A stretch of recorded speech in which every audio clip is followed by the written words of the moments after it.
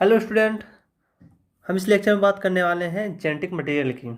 अभी तक आपने देखा कि जेनेटिक मटेरियल का स्ट्रक्चर देखा और उसके कितने टाइप्स थे। इन सारे विषयों पर चर्चा की। इस लेक्चर में देखने वाले हैं अब तक जो जिस जेनेटिक मटेरियल की बात हो रही है उसे वो जेनेटिक मटेरियल एक्चुअली क्या है, क्योंकि पहले के जो साइंटिस्ट हैं उनका मानना था कि जो जेनेटिक मटेरियल है वो आपका प्रोटीन है। मैक्सिमम साइंटिस्टों का यही मानना था। तो उसके बाद 1926 के बाद साइंटिस्ट ने सोचा कि अब आखिर जेनेटिक मटेरियल क्या है, इसको हमें खोजना चाहिए कि जेनेटिक मटेरियल प्रोटीन है, डीएनए है, आरएनए है, क्या है, इस बातों में चर्चा करनी चाहिए। तो आपने पहले ही देखा जब मेंडल थे, मेंडल ने कहा कि मतलब उन्होंने जब एक्सपेरिमेंट पी प्लांट पे किया था उन्होंने ये नहीं बताया था जेनेटिक मटेरियल आपका क्या है। उनका ये कहना था कि भाई कोई ऐसी चीज़ है जो आपके कैरेक्टर को, जो आपके लक्षण को पीढ़ी दर पीढ़ी ट्रांसफर कर रहा है। यानी जो माँ बच्चे में जो कैरेक्टर्स आता है वो अपने माता पिता से किसी किसी न किसी कोई ऐसी पदार्थ है, कोई ऐसा मटेरियल है जिसकी वजह से ट्रांसफ़र हो रहा है। उस समय उन्होंने उस वर्ड को फैक्टर कह दिया था, जो आपने पी प्लांट में एक्सपेरिमेंट के थ्रू देखा। उसके बाद 1926 में 26 इसके बाद साइंटिस्ट ने सोचा कि भैया अब जो आपका जेनेटिक मटेरियल है इसके रहस्य को ढूंढना चाहिए कि आखिर कौन जेनेटिक मटेरियल है। तो इस रहस्य के बाद 1928 में पहली बार ग्रिफिथ नाम के साइंटिस्ट हैं, उन्होंने मतलब जेनेटिक मटेरियल की खोज के लिए पहले एक्सपेरिमेंट करने वाले आपके फ्रेडरिक ग्रिफिथ थे। उनका एक्सपेरिमेंट था, ग्रिफिथ का एक्सपेरिमेंट था, इन्होंने निमोनिया कराने वाली बैक्टीरिया पर वर्क किया था। एक्चुअली क्या है कि जो आपका स्ट्रेप्टोकोकस निमोनी है, इसलिए डिप्लोकोकस भी कहते हैं, ये आपकी निमोनिया कराती थी। यानी ये जो आपकी बैक्टीरिया है स्ट्रेप्टोकोकस निमोनी, ये जनरली निमोनिया नाम की बीमारी कराती थी। इन्होंने फ्रेडरिक ने ये इस मतलब इस टॉपिक पे आपसे क्वेश्चन यही पूछा जाएगा कि फ्रेडरिक ने जो एक्सपेरिमेंट किया था उसके लिए किस बैक्टीरिया को चूज किया था। तो उस बैक्टीरिया का नाम था स्ट्रेप्टोकोकस निमोनी, जिसे फ्रेडरिक ने अपने एक्सपेरिमेंट में लिया था। ठीक है। उसके बाद इनका एक्सपेरिमेंट का था 1929 में 28 में 1928 में इन्होंने अपना एक्सपेरिमेंट किया था। इनका एक्सपेरिमेंट क्या था, इन्होंने क्या किया, निमोनिया जो स्ट्रेप्टोकोकस निमोनी इन्होंने लिया, इसको इंजेक्ट करा दिया माउस में। यानी इस जो बैक्टीरिया है इसको माउस में इंजेक्ट कराने के बाद ये बीमारी काज करता है। यानी इसके दो स्ट्रेन लिए, स्ट्रेन मतलब जेनेटिकली थोड़ा मॉडिफाई होना। स्ट्रेन इन्होंने एक आर प्रकार के स्ट्रेन लिए, एक एस प्रकार के स्ट्रेन लिए। आर मतलब होता है रफ, रफ मतलब खुरदुरा। यानी जो बैक्टीरिया लिया उसके जो आउटर वॉल थी वो क्या थी, खुरदरी थी। वहीं जो आपका दूसरा स्ट्रेन था वो स्मूथ स्ट्रेन, जिसे एस स्ट्रेन कहा जाता है। एस फॉर स्मूथ, स्मूथ मतलब चिकना, यानी उसकी जो आउटर वॉल थी वो आपकी स्मूथ थी, चिकनी थी। ये जो यानी जो आपकी चिकनी थी वो एक्चुअली क्या हुआ, कोई पॉलीसेक्राइड नाम की उसमें केमिकल मतलब पॉलीसेक्राइड्स बनती थी जो उसकी बाहरी वाल को वो चिकनी स्मूथ बनाती थी। लेकिन रफ में ऐसा कोई पॉलीसेक्राइड्स नहीं था। तो जो आपका रफ वाला होता है, ये दोनों स्ट्रेन अलग अलग थे। इसमें जो रफ वाला स्ट्रेन था ये आप बीमारी नहीं कराती थी। यानी अगर ये रफ वाले स्ट्रेन को अगर माउस में इंजेक्ट करा दिया जाए तो ये उस माउस को निमोनिया नहीं कराएगी, यानी वो आपका माउस जीवित रहेगा। जबकि स्मूथ वाला स्ट्रेन क्या है, ये बीमारी कराने वाला है। तो आपको ध्यान रखना होगा कि स्ट्रेप्टोकोकस निमोनी की जो आपके दो स्ट्रेन थे, एक आर स्ट्रेन एक एस स्ट्रेन, उसमें एस स्ट्रेन वाली ही बीमारी कराती थी। यानी इस स्ट्रेन निमोनिया के लिए जिम्मेदार है, आर स्ट्रेन निमोनिया के लिए जिम्मेदार नहीं है। तो उन्होंने क्या किया, ग्रिफिथ ने यस स्ट्रेन और रफ स्ट्रेन को बारी बारी से माइस में इंजेक्ट कराया। उन्होंने जब आर स्ट्रेन को माइस में इंजेक्ट कराया, देखा तो माइस आपका जीवित रहा। उनका एक्सपेरिमेंट कुछ इस प्रकार था। तो ध्यान रखना, स्ट्रेप्टोकोकस निमोनिया के जो दो स्ट्रेन थे, आर स्ट्रेन जिसे रफ बोला गया, दूसरा स्मूथ स्ट्रेन। स्मूथ स्ट्रेन ही आपका वायरुलेंट था, वायरुलेंट मतलब बीमारी कराने वाला। ठीक है, इस स्मूथ स्ट्रेन ये ही आपका निमोनिया कराएगा, जबकि रफ वाला ये आपका निमोनिया नहीं कराएगा। इससे आपका जो माइस होता है उसकी डेथ भी नहीं होगी। अब हुआ क्या, जो आपका एस स्ट्रेन था ये आपका क्या, इसको क्या किया गया, माउस में इंसेक्ट, इंसर्ट मतलब रैट के मतलब चूहे के अंदर डाल दिया गया। यानी एज ए जेनेटिक मटेरियल, यानी एस स्ट्रेन जो बैक्टीरिया था, जब आप रेड मतलब चूहे के अंदर इंजेक्ट कराओगे, अंदर डालोगे, तो क्या हुआ, जो आर स्ट्रेन था इसके अंदर इसका जो जेनेटिक मटेरियल था, इस जेनेटिक मटेरियल को एस स्ट्रेन वाले अपने जेनेटिक मटेरियल को रेड को दे देता है। और दूसरी बात क्या है, रेड में ये क्या करता है, निमोनिया, जब निमोनिया कराता है उससे इस रेड की क्या होती है, डेथ हो जाती है। ध्यान रखना, स्मूथ वाला है, स्मूथ वाला इकलौता ऐसा है जिसकी वजह से रेड आपका मर जाता है। जबकि आर वाले स्ट्रेन को जब माउस में इंसर्ट कराया जाए, यानी माउस चूहे में जब आर स्ट्रेन वाले आप निमोनिया को डाला गया है, तो उस समय माउस में आपका जीवित रहा, यानी जो आपका रफ वाला स्ट्रेन है इसमें जो जेनेटिक मटेरियल है ये आपका माउस में बीमारी नहीं कराता था। तो बीमारी कराने वाला कौन है, एस स्ट्रेन वाला। यानी एस स्ट्रेन वाला अगर आप इसे माउस में इंसर्ट कराते हो, यानी एस स्ट्रेन वाले स्ट्रेप्टोकोकस निमोनिया को अगर यानी माउस में डालते हो तो वो माउस की किल कर देती है। जबकि आर स्ट्रेन वाले अगर आप माउस में डालते हो तो आपका जो माउस है वो जीवित रहता है, लाइव रहता है, जीवित रहता है, उसे कोई किसी प्रकार की दिक्कत नहीं होती। अब हमने क्या किया, एस स्ट्रेन वाले को हीट कर मतलब गर्म कर दिया। गर्म करने से क्या हुआ, वो आपका बैक्टीरिया तो मर गया। ठीक, ध्यान रखना क्या, जब एस स्ट्रेन वाले को आप हीट करोगे, गर्म करने से, हीट करने से बैक्टीरिया आपका मर गया। अच्छा, अब इसे माउस में इंसर्ट जब कराया मैंने, जब ये आपका जब बैक्टीरिया मर गया, इसको आप माउस में जब इंजेक्ट कराया गया तो अब आपका राइट जीवित रहा, यानी अब आपका माइस मरा नहीं। इस समय यानी जो एस स्ट्रेन वाला है यह माउस में निमोनिया कर नहीं करा पा रहा था। अब मैंने क्या किया, आर स्ट्रेन और एस स्ट्रेन को एक साथ लिया। आर स्ट्रेन वाला आपका नॉर्मल लिया क्योंकि आर स्ट्रेन वाला बीमारी तो कराता ही नहीं, जबकि एस स्ट्रेन वाले को कौन सा लिया, हीट किल्ड, मतलब गर्म करके जो आपके एस स्ट्रेन वाले बैक्टीरिया मर गए थे उनको लिया। अब इन दोनों को कंबाइन करके बैक्टीरिया जब माउस में इंजेक्ट कराया गया तो देखा गया कि राइट जो आपका रेड था वो किल हो गया, यानी आपका जो माउस था वो मर गया। ये तो मतलब जब ग्रिफिथ ने ऐसा एक्सपेरिमेंट किया वो आश्चर्यचकित रह गया कि एक ऐसा हुआ कि आर स्ट्रेन वाला आपका बीमारी तो करा नहीं सकता था, बीमारी तो करा ही नहीं रहा, जबकि एस स्ट्रेन वाले को मैंने पहले से हीट किल कर दिया, उसके बाद भी माउस आपका मर जा रहा है।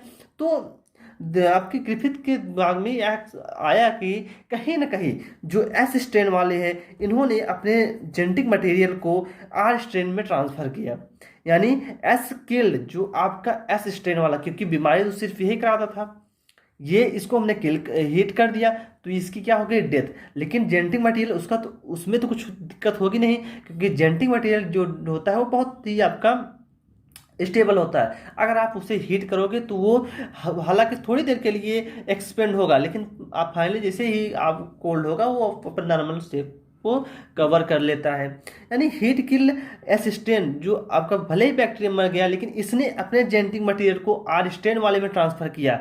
अब आर वाले स्ट्रेन के पास एस किल्ड वाला स्ट्रेन का जेनेटिक मटेरियल आ गया जिससे अब माउस की डेथ हो जा रही है।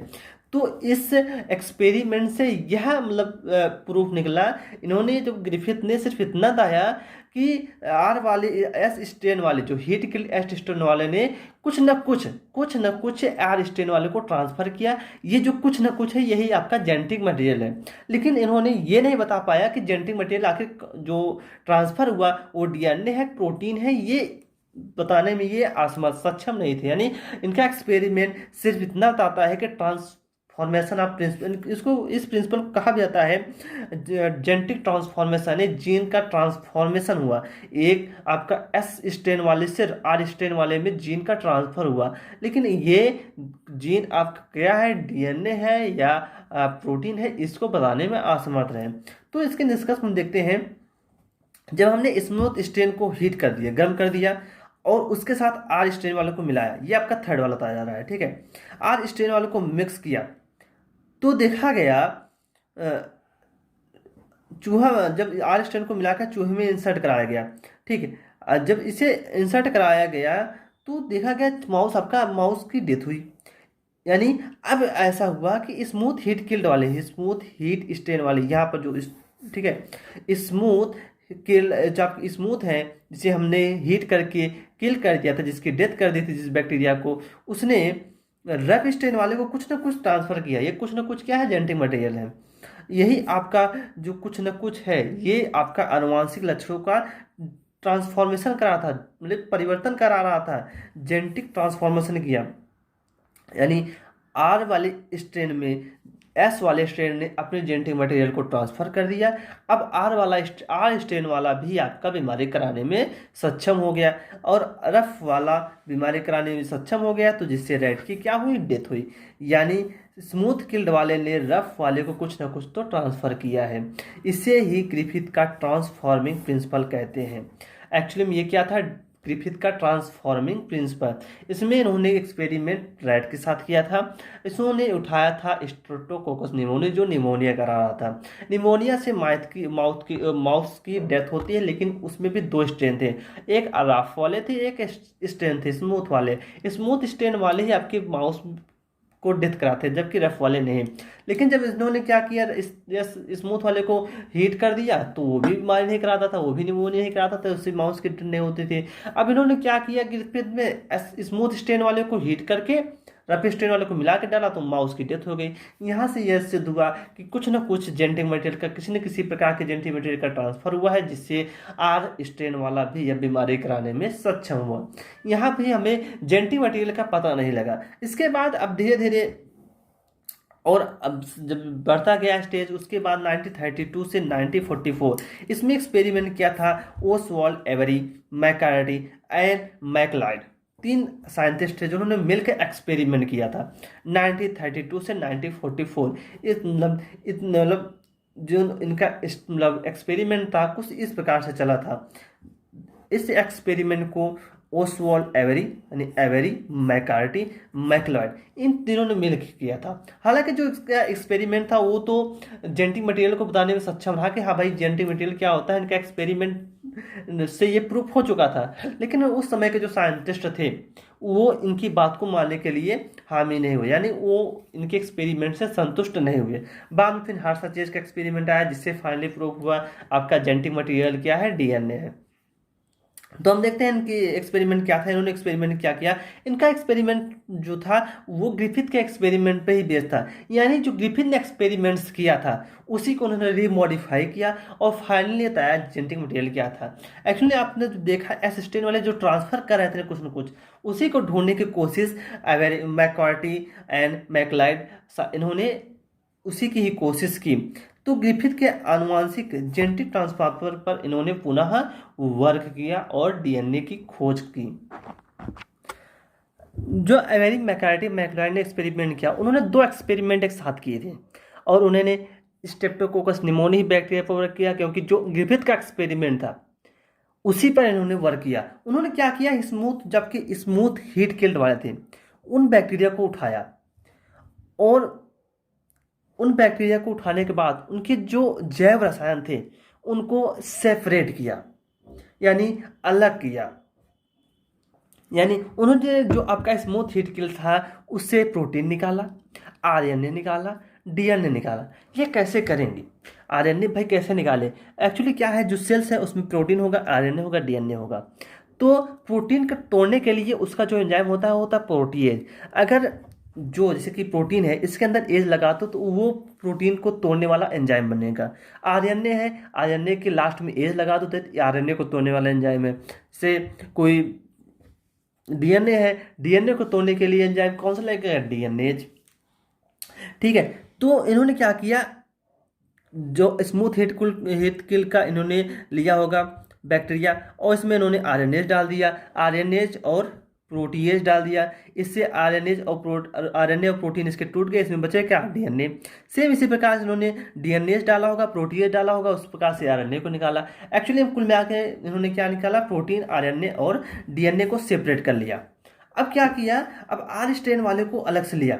आर स्ट्रेन वाला आपकी बीमारी नहीं कराता था, आपको पता हो, ठीक है। आर स्ट्रेन वाले को अलग से लिया और एक बार डीएनए डाला, दूसरी बार प्रोटीन, थर्ड में आरएनए, अलग अलग से इनके डाल के देखा। तो जब इन्होंने प्रोटीन को डाला, आरएनए को डाला, उन्होंने देखा ट्रांसफॉर्मेशन नहीं हुआ, यानी आर स्टेन वाला अब माउस की डेथ नहीं करेगा। क्यों? क्योंकि भैया डीएनए जेनेटिक मटेरियल था, डीएनए ट्रांसफर होता था, डीएनए आरएनए इस आर स्टेन वाले पे आकर इसके जेनेटिक मटेरियल में जुड़ जाता था, जिसकी वजह से अब आर स्टेन वाला स्मूथ स्टेन की तरह होता था, और उसके बाद ये माइस पे इंजेक्ट करने पर माइस को निमोनिया कराता था, जिससे माउस की डेथ होती थी। लेकिन अब डीएनए इसमें है ही नहीं, इसमें प्रोटीन केवल डाल रहे हो, इसमें केवल आरएनए डाल रहे हो, तो प्रोटीन आरएनए जेनेटिक मटेरियल था नहीं, है क्या? डीएनए। तो अब इन दोनों केस में ट्रांसफॉर्मेशन नहीं हुआ, यानी आर स्ट्रेन में परिवर्तन नहीं हुआ। जब आर स्ट्रेन में परिवर्तन नहीं होगा तो आर स्ट्रेन आपका नॉर्मल पहले की तरह होगा, तो यह माउस की डेथ नहीं करा सकेगा। जबकि इस स्टेज में क्या हुआ, डीएनए को जैसे ही आप डालोगे आर स्ट्रेन में, डीएनए भाई जेनेटिक मटेरियल था, तो ये हम लोगों को पता था, क्योंकि उस समय जब मैकॉर्टी मैकलाइड इन लोगों को थोड़ा पता था, उन लोगों ने खोज करनी चाहिए। तो जब डीएनए ने डाला, हुआ क्या होगा उस समय, ऐसा हुआ होगा जब इन्होंने डीएनए को डाला आर स्ट्रेन में, तो आर स्ट्रेन में ट्रांसफॉर्मेशन हुआ होगा, परिवर्तन हुआ होगा, जिससे अब इनको माउस में डालने पर माउस की डेथ हो गई थी। जबकि इन दोनों में प्रोटीन को जब आर स्ट्रेन में डाला गया, आरएनए को आर स्ट्रेन में डाला गया, तो इसमें ट्रांसफॉर्मेशन नहीं हुआ होगा, इसे माउस में इंजेक्ट कराने पे माउस की डेथ भी नहीं होगी। फाइनली जब डीएनए को इसमें डाला गया था आर स्ट्रेन में, तो इसमें ट्रांसफॉर्मेशन हुआ, आर स्ट्रेन वाला एस स्ट्रेन में कन्वर्ट हुआ, और फाइनली इसे माउस में इंजेक्ट कराने पर माउस की डेथ हो गई, जिसे फाइनली प्रूव हुआ डीएनए ही वो जेनेटिक मटेरियल था जो ट्रांसफॉर्मेशन करा रहा था। यानी जेनेटिक जो आपका डीएनए ही है, वो वही आपका जेनेटिक मटेरियल है जो आपका आर स्ट्रेन में ट्रांसफर होता था, एस स्ट्रेन से आता था, यानी आर स्ट्रेन में जुड़ता था ये एस स्ट्रेन का डीएनए ही, और ये भी आपका आर स्ट्रेन भी आपका वायलेंट यानी बीमारी कराने वाला बन जाता था। तो इसका निष्कर्ष क्या निकलता है, देखिए, जो आपका इस स्टेज में जब आपने डीएनए डाला, डीएनए को आर स्ट्रेन में डाला, तो उसके बाद चूहे में डाला गया, यानी डीएनए को जैसे आर स्ट्रेन में आप डालोगे तो आर स्ट्रेन में परिवर्तन हुआ होगा, ठीक है, ट्रांसफॉर्मेशन हुआ, परिवर्तन हुआ। तो अब चूहे में जब आप इसे डालोगे, चूहा आपका डेड कर जाएगा, मर जाएगा। इसका मतलब डीएनए ही वह जेनेटिक मटेरियल है जो आर स्ट्रेन में परिवर्तन कर रहा था, ट्रांसफॉर्मेशन हो रहा था। जबकि इन दोनों केस में क्या होगा, इन दोनों में आर स्ट्रेन में कोई परिवर्तन नहीं हुआ होगा, ठीक है। यानी अब यह चूहे में डालने पर, अगर चूहे में से इंसर्ट कराओगे, इंजेक्ट कराओगे, तो चूहे आपके नहीं मरेंगी, चूहे की डेथ नहीं होगी, यानी ये प्रोटीन आरएनए आपका जेनेटिक मटेरियल नहीं है। यहाँ से तो प्रूफ हो गया। लेकिन इसके साथ उन्होंने एक एक्सपेरिमेंट और किया। उन्होंने क्या किया, अब आर स्टेन एस स्टेन दोनों को साथ में, लेकिन आर स्टेन जब अब एस स्टेन था, यह स्टेन बीमारी कराती, इसे हीट किल कर दिया था। भले हीट किल करने के बाद बीमारी नहीं कराने थे, ठीक है, क्योंकि हीट किल करने पर बैक्टीरिया की डेथ होगी, लेकिन इसका जेनेटिक मटेरियल भाई तो वो तो रहेगा ही ना। तो हीट किल्ड वाले जो आपके एस स्टेन थे, इसमें मैंने प्रोटीएज डाला। प्रोटीएज डालने पे क्या होगा, इसमें जितने भी प्रोटीन होंगे टूट जाएंगे। आपके एस स्ट्रेन वाला, देखिए ध्यान रखना, जो प्रोटीएज डाला गया था वो एस स्ट्रेन हीट किल्ड में डाला गया था, जिससे एस स्ट्रेन हीट किल्ड की प्रोटीएज डालोगे तो प्रोटीन को तोड़ डालेगा, तो इसमें बचा क्या होगा, डीएनए और आरएनए बचा है। तो उसको जब डालोगे आप किसमें, आर स्ट्रेन के साथ, तो इसमें ट्रांसफॉर्मेशन पक्का हुआ क्योंकि डीएनए है। तो देखा गया कि इसमें ट्रांसफॉर्मेशन हुआ। वहीं जब आरएनएज को डाला गया एस स्ट्रेन में, ये हीट के एस स्ट्रेन वाला है ना, इसमें जब आरएनएज को डाला गया तो आरएनए टूट गया। अब इसमें क्या बचा, डीएनए प्रोटीन बचा होगा। अब उसे एस स्ट्रेन को आर स्ट्रेन के, ये आर स्ट्रेन वाला है, आर स्ट्रेन के साथ डाला गया, तब भी देखा गया ट्रांसफॉर्मेशन हुआ, और माउस में इंजेक्ट कराने पर माउस की डेथ हुई। लेकिन फाइनली जब डीएनएज को डाला गया, यानी डीएनएज को एस स्ट्रेन से एस स्ट्रेन पर डाला गया, तो देखा गया एस स्ट्रेन पर डालने के बाद जब एस स्ट्रेन को आर स्ट्रेन के साथ मिक्स किया गया, उसके बाद माउस में इंसर्ट कराया गया, यह देखा गया कि माउस आपका जीवित रहा। यानी फाइनली ये फिक्स हो या कंफर्म हो गया, डीएनए ही आपका जेनेटिक मटेरियल था। यानी जब हमने डीएनए नाम की एंजाइम डाली तो यह डीएनए को तोड़ डाला, इसमें सिर्फ आरएनए और प्रोटीन था एस स्ट्रेन में, यानी एस स्ट्रेन वाले को आर स्ट्रेन के साथ मिक्स करने पर भी डीएनए जेनेटिक मटेरियल तो था नहीं, तो आरएनए में किसी प्रकार का ट्रांसफॉर्मेशन नहीं हुआ। तो अब इसे हम माउस में इंजेक्ट भी करा देंगे तो माउस की डेथ नहीं होगी। यानी फाइनली प्रूव हो गया आपका डीएनए ही जेनेटिक मटेरियल है। देखिए इस एक्सपेरिमेंट क्या हुआ, प्रोटीन डालने पर प्रोटीन टूटा, आरएनए डालने पर आरएनए टूटा, ठीक है। डीएनए दोनों में होगा। तो इन दोनों कंडीशन में आर स्ट्रेन में ट्रांसफॉर्मेशन हुआ। जब देखा एक्सपेरिमेंट के बाद एवेरी मैक्लॉडी और मैक्लॉयड ने कि आर स्ट्रेन में ट्रांसफॉर्मेशन हुआ भैया। क्यों? क्योंकि आरएनए ट्रांसफॉर्मेशन होने का रीजन भी यही है कि डीएनए तो बचा ही है ना, जेनेटिक मटेरियल तो इसका भी है। आपने एक बार आरएनए तोड़ा, एक बार प्रोटीन तोड़ा, तो इसमें डीएनए दोनों में था, तो ट्रांसफॉर्मेशन हुआ क्योंकि डीएनए दोनों में ही बचा रह गया था। वहीं आप इसमें देखोगे, जब आपने डीएनएज वर्ड यूज किया, डीएनएज को डाला, डीएनएज डालने के बाद डीएनए आपका जेनेटिक मटेरियल था, ठीक है। डीएनए को, जेनेटिक मटेरियल को हमने तोड़ दिया, तो किसी प्रकार का ट्रांसफॉर्मेशन आरएनए आर स्ट्रेन में किसी प्रकार का ट्रांसफॉर्मेशन नहीं हुआ। अब इसे माउस में आप इंजेक्ट भी कराओगे तो माउस की डेथ नहीं होगी। तो यहाँ से फाइनली प्रूफ हो गया डीएनए ही आपका जेनेटिक मटेरियल है जो आपका ट्रांसफॉर्मेशन करा रहा था हीट आर स्ट्रेन में, जिससे आर स्ट्रेन आपकी माउस की डेथ करा रही थी। लेकिन उस समय के साइंटिस्टों ने इस बात पर इनकार कर दिया। उनको कहना था कि भैया आपने आरएनए भले ही डाला, तो क्या पता आरएनए डीएनए जब डाला, डीएनए को तोड़ा, तो क्या पता डीएनए कुछ आपके बचे रहे होंगे, या प्रोटीएज डाला क्या पता प्रोटीन कुछ बचे रहे होंगे, क्योंकि उस समय इतना एडवांस टेक्नोलॉजी नहीं थी। तो इस बेस पर साइंटिस्टों ने इनके एक्सपेरिमेंट को ज़्यादा तवज्जो नहीं दिया, यानी इनका एक्सपेरिमेंट लोगों पर ज़्यादा ध्यान नहीं दिया, लोगों ने इस पर एक्सपेरिमेंट ज़्यादा ध्यान नहीं दिया। इसके फाइनली अब जेनेटिक मटेरियल को प्रूव करने के लिए एक नए साइंटिस्ट हर्शे और चेज ने आए। हर्शे चेज ने फाइनली प्रूव किया डीएनए आपका ही जेनेटिक मटेरियल है। हम देखते हैं हर्शे और चेज का एक्सपेरिमेंट। अब 1952 में 1952 में हर्शे और चेज ने वो अपना एक्सपेरिमेंट किया था। हर्शे चेज ने फाइनली सिद्ध किया डीएनए ही आपका जेनेटिक मटेरियल है। वो उन्होंने रेडियो एक्टिव मटेरियल का यूज किया था। रेडियो एक्टिव मटेरियल यानी आपके जो रेडियो तत्व हैं उनका यूज करके इन्होंने फाइनली प्रूव किया कि डीएनए ही आपका जेनेटिक मटेरियल है। उन्हें एक्सपेरिमेंट कुछ इस प्रकार किया था। डीएनए में आपका डीएनए है, डीएनए में आपका सल्फर नहीं होगा, यानी सल्फर कंटेनिंग कंपाउंड नहीं होगा, जबकि डीएनए में आपका फॉस्फेट होता है, H3PO4, ठीक है, फास्फोरिक एसिड होता है। तो एस डीएनए में अगर हम बात करें H3PO4 होता है, H3PO4, तो फास्फोरस है कि नहीं, इसमें फास्फोरस प्रेजेंट होगा, जबकि सल्फर डीएनए में नहीं होता, सल्फर डीएनए में नहीं प्रेजेंट होता सल्फर का कंपाउंड। वही प्रोटीन की बात करें, प्रोटीन में आपके फास्फोरस नहीं होते, ध्यान रखना, प्रोटीन में आपके फास्फोरस नहीं होते, जबकि सल्फर आपके प्रोटीन में पाए जाते हैं, प्रोटीन में आपके सल्फर प्रेजेंट होंगे, ठीक है। तो इस बेस पर इन्होंने जो आपका रेडियो एक्टिव मेटल लिया, एक में उन्होंने रेडियो एक्टिव सल्फर लिया जो जिसका एटॉमिक मास 35 था, वही फास्फोरस रेडियो एक्टिव लिया जिसका एटॉमिक मास 32 था। अब खुद सोचो ना, डीएनए क्या करता है, डीएनए में सिर्फ फास्फोरस होगा, सल्फर नहीं होगा। तो जो रेडियो एक्टिव मटेरियल P32 लिया था, यानी इस रेडियो एक्टिव मटेरियल का एटॉमिक मास 32 है, इसको मतलब ये जो आपका रेडियोएक्टिव तत्व है इसको हम डीएनए मतलब अगर इंजेक्ट कराएंगे तो ये डीएनए में प्रेजेंट होगा। क्यों? क्योंकि फास्फोरस किसमें होता है, डीएनए में। तो डीएनए और प्रोटीन जब इंट्रोड्यूस कराया गया तो ये P32 आपका डीएनए आपका एक्सेप्ट करेगा।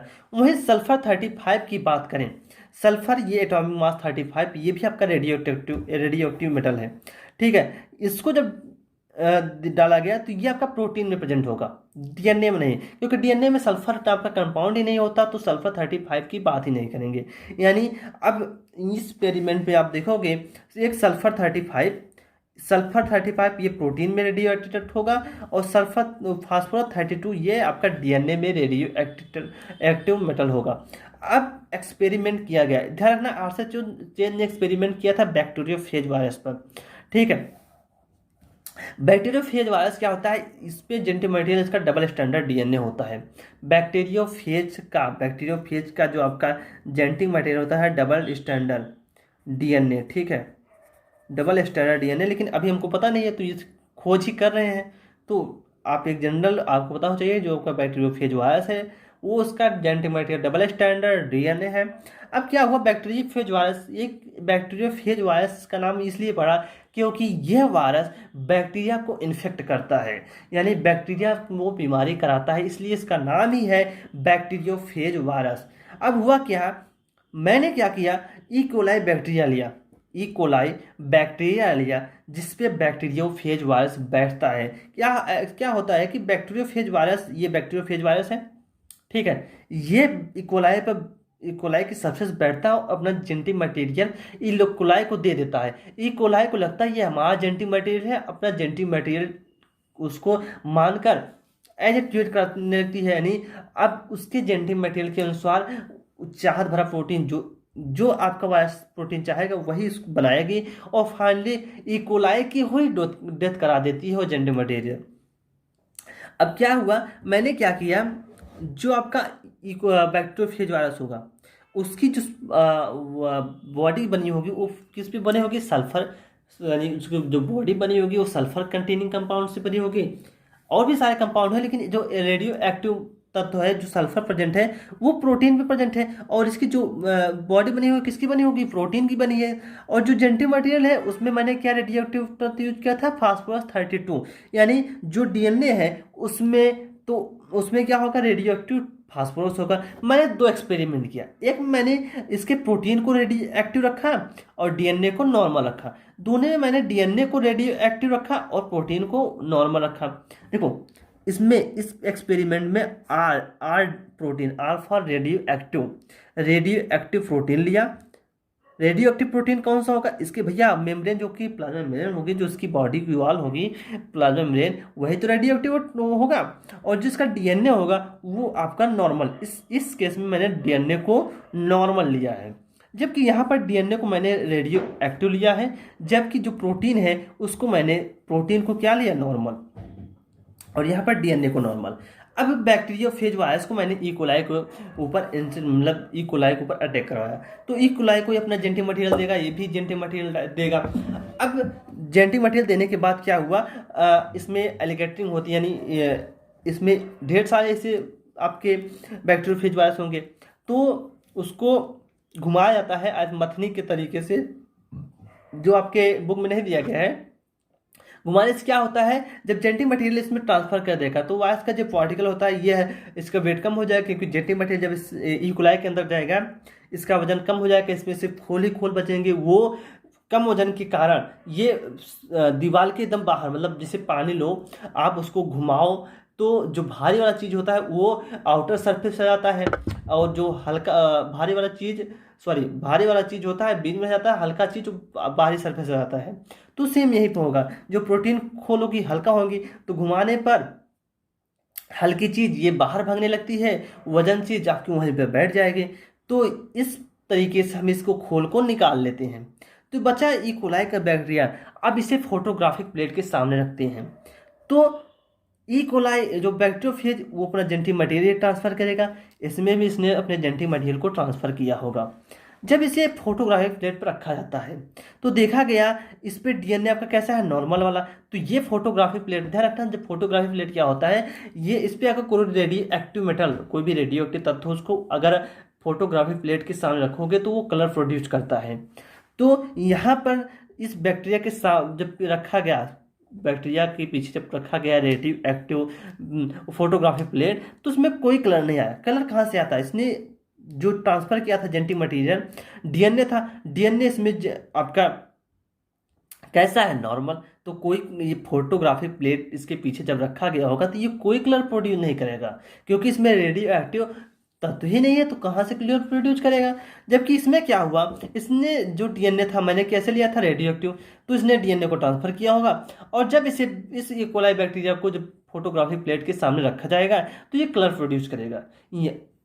यानी अब ये जो डीएनए था, इस डीएनए को बैक्टीरियोफेज ने ई कोलाई के अंदर डाला होगा, ई कोलाई का ट्रांसफर किया हो, ई कोलाई ने अपना जेनेटिक मटेरियल मानकर उसे अपने जेनेटिक मटेरियल में ऐड कर लिया। अब इस कोलाई बैक्टीरिया जब फोटोग्राफिक प्लेट के सामने आएगी तो कलर प्रोड्यूस करेगी। यानी आपका जो डीएनए है, इस केस में भैया कलर नहीं आया, इस केस में हमने प्रोटीन लिया था रेडियो एक्टिव, ये हमको पता था पहले से, क्योंकि ये मैंने खुद लिया था। इसमें आपका कलर आया, इसमें मैंने डीएनए को रेडियो एक्टिव तत्व लिया था। ये फाइनली प्रूव हो गया, डीएनए ही ये जेनेटिक मटेरियल है जो ट्रांसफर होता है, जो जेनेटिक मटेरियल के ट्रांसफर के लिए जिम्मेदार है। इस हर्ष और चेस्ट के एक्सपेरिमेंट से फाइनली यह प्रूफ हुआ। ये देखिए आपका नॉर्मल डीएनए, इकोलाई बैक्टीरिया, यहाँ पर रेडियोएक्टिव डीएनए, इकोलाई बैक्टीरिया है। ठीक है, ऐसे ढेर ढेर सारे आप थोड़ी मैंने एक करके दिखाया, इसमें एक्सपेरिमेंट ढेर सारे ऐसे इकोलाई रहेंगे, ढेर सारे बैक्टीरियोफेज आपने लिए होंगे। उसके बाद उसमें आपका लिक्विड होगा, तो वो आपके बैक्टीरियोफेज बैक्टीरिया इकोलाई बैक्टीरिया बैठेंगे, उसमें अपना जेंटी ट्रांसफर करेंगे। ठीक है, उसमें और उसके बाद मैंने एलिगेटर मथनी से उसको घुमाया, जिससे बैक्टीरिया खोल जो बैक्टीरियोफेज वायरस के खोल थे बाहर निकल गए।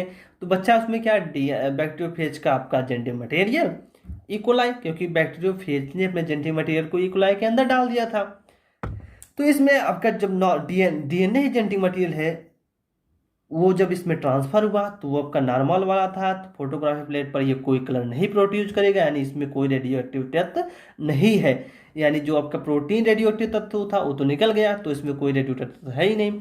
इस केस में क्या हुआ, इस केस में आपका डीएनए रेडियो एक्टिव मैंने लिया था, तो डीएनए को उसने इकोलाई में ट्रांसफर किया, तो जब इसे फोटोग्राफी प्लेट के सामने रखा जाएगा तो ये कलर प्रोड्यूस करेगा। यानी अब यहाँ से फाइनली प्रूफ हो गया डीएनए ही आपका जेनेटिक मटेरियल है। अतः जब बैक्टीरियोफेज वायरस में जीवाणु अपने जेनेटिक मटेरियल को ट्रांसफर कर देता है, तो बैक्टीरिया उसे अपना जेनेटिक मटेरियल मान बैठती है। तो मैंने कहा ना, इकोलाई बैक्टीरियोफेज की खासियत होती है, बैक्टीरियोफेज अपने जेनेटिक मटेरियल को इकोलाई के देता है, इकोलाई उसे अपना जेनेटिक मटेरियल डार्क मानकर उसे ट्रीट करती है, फाइनली वो जेनेटिक मटेरियल उस इकोलाई को ही किल कर देती है। तो ये था हर्षे-चेज के एक्सपेरिमेंट से फाइनली प्रूव हुआ डीएनए ही आपका जेनेटिक मटेरियल है। हर्षे और चेज ने एक्सपेरिमेंट किया था, बैक्टीरियोफेज वायरस को लिया था, उसी इकोलाई बैक्टीरिया पे इंजेक्ट कराया था, ध्यान रखना। और आपको सबसे बड़ी नोटिस करने वाली सबसे बड़ी बात यह है कि इन्होंने जो सल्फर 35 लिया था, ये प्रोटीन पर रेडियो एक्टिव तत्व था, फास्फोरस 32 ये डीएनए के लिए रेडियो एक्टिव तत्व है। आपको चीज़ और ध्यान रखना होगा, फास्फोरस आपका डीएनए में प्रेजेंट होगा, जबकि सल्फर आपका डीएनए में एब्सेंट होगा। वहीं प्रोटीन की बात करें, प्रोटीन में आपका सल्फर होगा, जबकि डीएनए में सल्फर नहीं होगा। इसीलिए हमारा एक्सपेरिमेंट और भी यूजी हो गया, क्योंकि डीएनए के पास फास्फोरस होता है, प्रोटीन के पास सल्फर होता है। एक जगह मैंने डीएनए को रेडियो तत्व ले लिया, एक जगह सल्फर को ले लिया, इससे हमारा एक्सपेरिमेंट और आसान हो गया। उसके बाद फाइनली हर्षे और चेज ने यह प्रूव कर दिया कि डीएनए ही हमारा जेनेटिक मटेरियल है। यह एक्सपेरिमेंट उन्होंने 1952 में लोगों के सामने रखा। तो इस लेक्चर में हमने देखा कि डीएनए की जो खोज हुई, डीएनए जो जेनेटिक मटेरियल था, फाइनली कैसे प्रूव हुआ। ठीक है, इस ग्रिफिथ एक्सपेरिमेंट आया, ग्रिफिथ ने ट्रांसफॉर्मिंग प्रिंसिपल बताया, यानी उसमें देखा गया कि कुछ न कुछ जेनेटिक मटेरियल का ट्रांसफर हो रहा है, जो परिवर्तन लाता है, जो आपकी माउस की डेथ करा रही थी। बाद में अवेरी मैक्लॉइड मैकार्टी ने जो एक्सपेरिमेंट किया, तो उन्होंने हालांकि डीएनए बता दिया, डीएनए जेनेटिक मटेरियल था, लेकिन लोगों ने उनकी बात नहीं मानी। फाइनली जब हर्षे चेज ने एक्सपेरिमेंट किया रेडियो एक्टिव तत्व लेकर, तब लोगों को विश्वास हुआ कि हाँ, डीएनए ही जेनेटिक मटेरियल था। यानी जो लोग मान रहे थे प्रोटीन जेनेटिक मटेरियल है, उनकी अवधारणा गलत हुई। आपका डीएनए ही फाइनल जेनेटिक मटेरियल है। इस लेक्चर में हमने डीएनए के बारे में सीखा, फाइनली डीएनए प्रूफ हुआ जेनेटिक मटेरियल के तरीके से, यानी डीएनए ही हाँ एक पीढ़ी से दूसरी पीढ़ी में लक्षण को ले जाने के लिए जिम्मेदार होता है। और नेक्स्ट लेक्चर में हम आगे बात करेंगे डीएनए वर्सेस आरएनए, यानी डीएनए और आरएनए में क्या डिफरेंस है। डीएनए जेनेटिक, आरएनए भी तो जेनेटिक मटेरियल होता है, लेकिन कुछ वायरसेस में, क्योंकि आरएनए के पास सिंगल स्ट्रैंड होती है, उसके बाद हाइड्रोजन बॉन्ड भी नहीं होती है, ढेर सारे इसी यूरेसिल नाइट्रोजनस बेस में चेंज आते हैं, जिसकी वजह से स्टेबिलिटी उसकी कम होती है। क्योंकि अब धीरे धीरे जैसे जैसे एवोल्यूशन हो रहा है, जैसे जैसे नए ऑर्गेनिज्म आएंगे, उसमें ज़्यादा आपका एवोल्यूशन हो, यानी उसके कैरेक्टर ज़्यादा अच्छे होंगे उसके पुराने पूर्वज से। ठीक, नेक्स्ट टाइम में फिर बात करेंगे। Thank you so much.